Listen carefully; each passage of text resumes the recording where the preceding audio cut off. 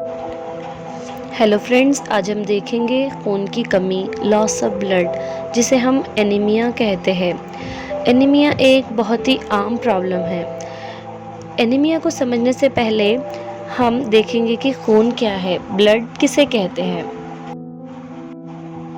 खून एक specialised body fluid है। ये टोटल 4 कंपोनेंट से मिलकर बनता है: red blood cells, white blood cells, platelets and plasma.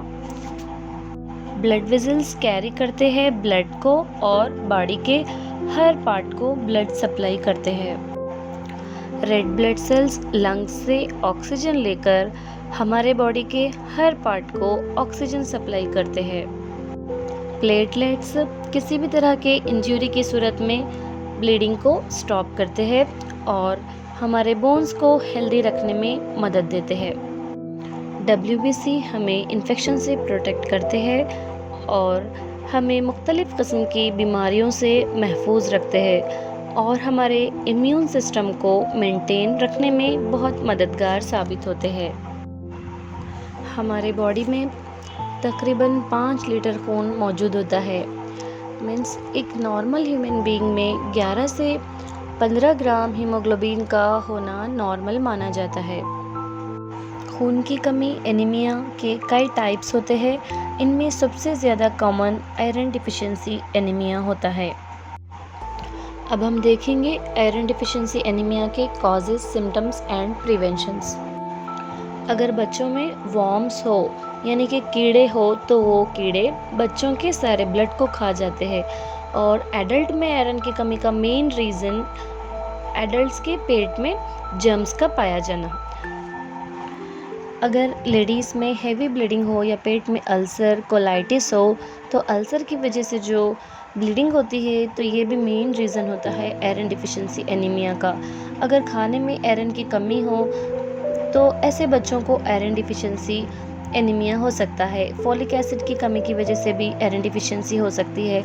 अगर हमारी बॉडी में आयरन एब्जॉर्प्शन कम हो जाए, अगर किसी को बार बार लूज मोशंस होते हैं तो खाना ठीक से हजम नहीं हो पाता है, तो इस वजह से भी आयरन डिफिशिएंसी हो सकती है। अक्सर बच्चों के बोन मैरो में कैंसर होने की वजह से हीमोग्लोबिन नहीं बन पाता है, तो इस वजह से भी आयरन डिफिशिएंसी हो सकती है। हम देखेंगे कि आयरन की कमी की वजह से क्या क्या सिम्टम्स ज़ाहिर होते हैं बॉडी में। लगातार थकान होगी, जिसको फैटीग कहते हैं। पेशेंट थोड़ा सा भी काम करने पर बहुत ज़्यादा थकान महसूस करता है। सांस फूल सकती है, चलने फिरने में भी सांस फूलती है, जिसको ब्रेथलेसनेस कहते हैं या डिस्निया भी कहते हैं।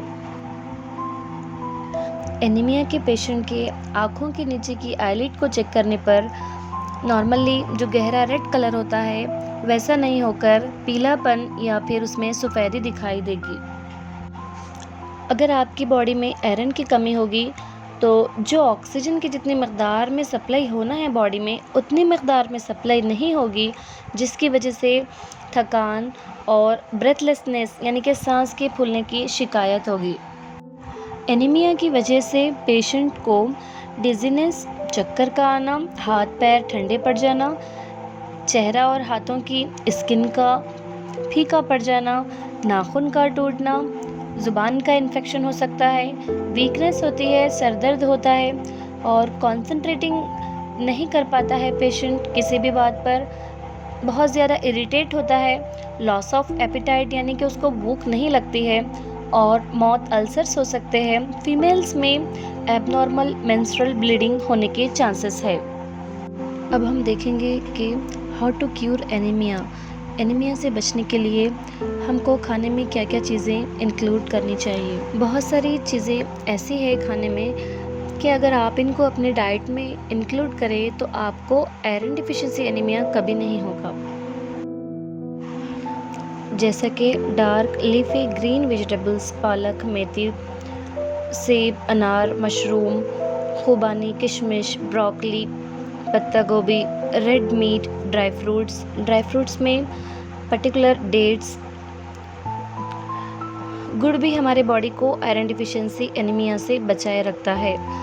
इसके साथ साथ हमको विटामिन सी से भरपूर ग़िज़ा भी लेना बहुत ज़रूरी है, क्योंकि विटामिन सी जो होता है वो आयरन के एब्जॉर्प्शन में बहुत मददगार साबित होता है। अगर आपको आयरन की माइल्ड डिफिशिएंसी है तो आप ये चीज़ें खाएंगे तो आपको आयरन डिफिशिएंसी एनीमिया ख़त्म हो जाएगा।